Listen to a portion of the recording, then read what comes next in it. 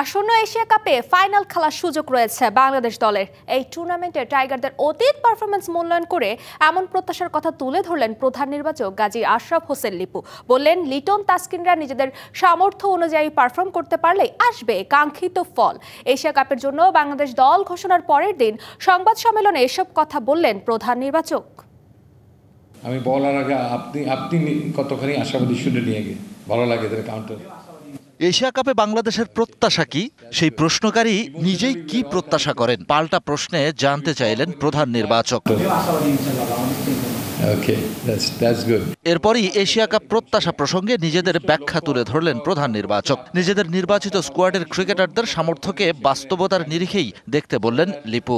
যখন আপনি কিছুদিনের মধ্যে দেখতে পাবেন যে অ্যানালাইসিস হচ্ছে who could be the finalist, yes there is a chance to qualify for the final because আমরা ইতিপূর্বে খেলেছি এশিয়া কাপে ফাইনালে। ওয়ালটন এখন দেশের সীমানা পেরিয়ে পৌঁছে গিয়েছে 50টিরও বেশি দেশে।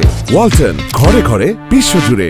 2015-16 বাংলাদেশ দলকে নিয়ে সেই সময় বিচরণ করতেন স্বপ্নলোকে। স্বপ্নটা পুষে রেখেছেন এখনো। বিভিন্ন দলের সাফল্যের ইতিহাস তুলে ধরে তার মাঝেই যেন নিজের প্রত্যাশার কথা বোঝাতে চাইলেন এই প্রধান নির্বাচক। এখনো স্বপ্ন দেখি যে ট্রফি যেন আমরা জিতি বৈশ্বিক আসরে। 1983 সালে ভারত যে বিশ্বকাপ জিতলো ওয়ানডেতে, আমরা কেউ চিন্তা করেছিলাম? 92-তে দেখেন পাকিস্তান যেভাবে টুর্নামেন্টটা শুরু করলো ওয়ার্ল্ড কাপে, দে বিকেম চ্যাম্পিয়ন। সেই আলোকে স্টিল আমি বলবো যে কোনো সময় আরও কিছু ঘটতে পারে, কারণ ফরম্যাটটা এখন T20।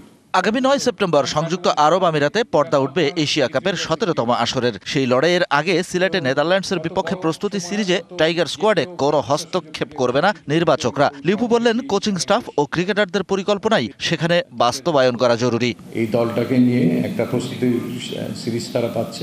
Shahan Papon, DBC news, Dhaka.